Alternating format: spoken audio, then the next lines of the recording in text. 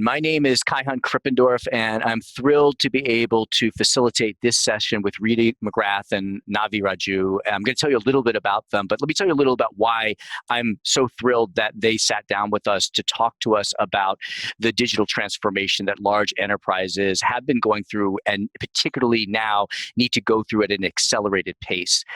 In my work, I've found that right now there are 7 key barriers that large enterprises are struggling with as they make sense of and adopt digital technologies. And as you'll see, I think, hopefully I believe we'll conclude that it's not about the technology as much as about the mindset and organization. So the key barriers are, one is really activating people and seeing them as innovators. The next is having them understand what the strategy is and making sure the strategy is not a very complex thing, but something that everyone can rally behind. The next is around options and managing lots of options. And that's something that Rita McGrath has written a lot about.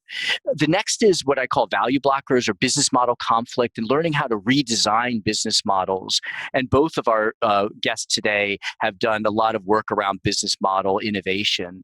Then what happens after you kind of design the business model is taking action on that. And that is about conducting inexpensive experiments, or as Navi calls them, frugal innovations, which requires a very different mindset than many that is embedded in many large enterprises.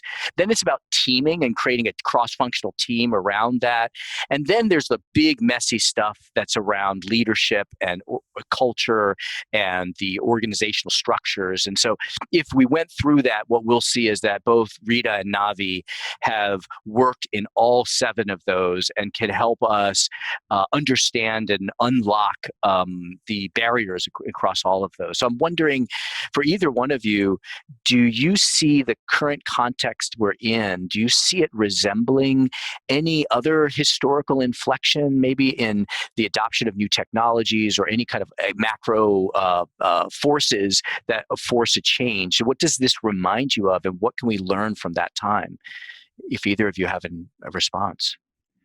I mean, my personal experience is, you see, I arrived in America in 1999. I was thinking actually this morning that I went through 2 major crises, right? There was a 9/11, right? 9/11 happened, and, the economy took a hit, and people were kind of a bit scared. And at the same time, there were these amazing new technologies arriving, right, with internet. So what I found at that time is that even though there was amazing technology available, people mindset, it was all about survival, right? They were thinking and acting in a very tactical way.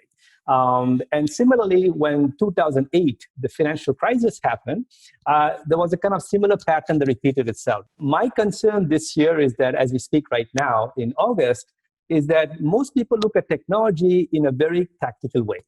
And because the emotions driving them right now is primarily fear, insecurity.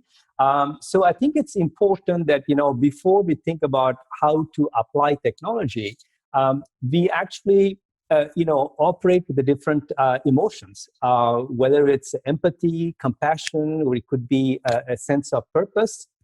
These are kind of more positive, in a way, emotions.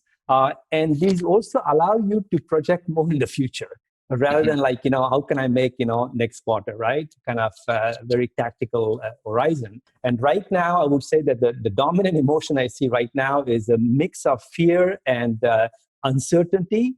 And that may not be the most conducive to really drive radical digital transformation.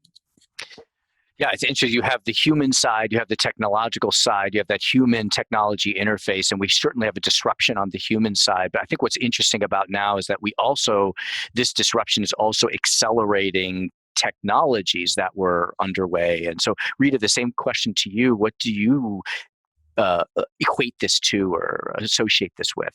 Sure. So I think what we see happening with COVID is, I'll call it a great unfreezing. So a lot of the assumptions underlying business, society, the social contract, all those things are now being really questioned. And I think we now have permission to ask questions that even 9 months ago we wouldn't have considered asking. And I think the analogy I would draw is to either the depths of the Great Depression, when Franklin Delano Roosevelt talked about a rendezvous with destiny.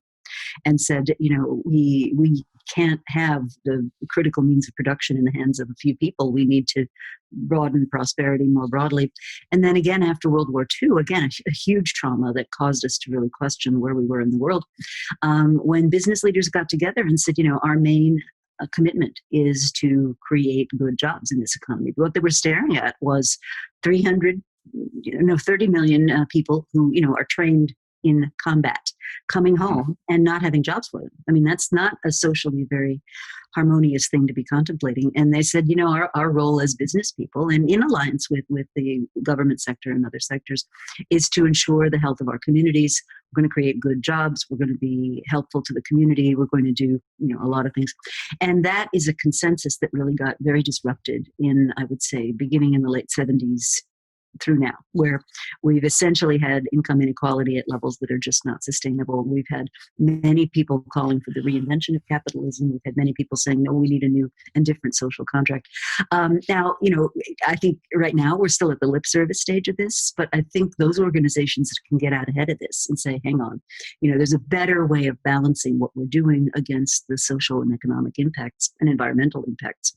I think those are the companies that are more likely to get out ahead of this.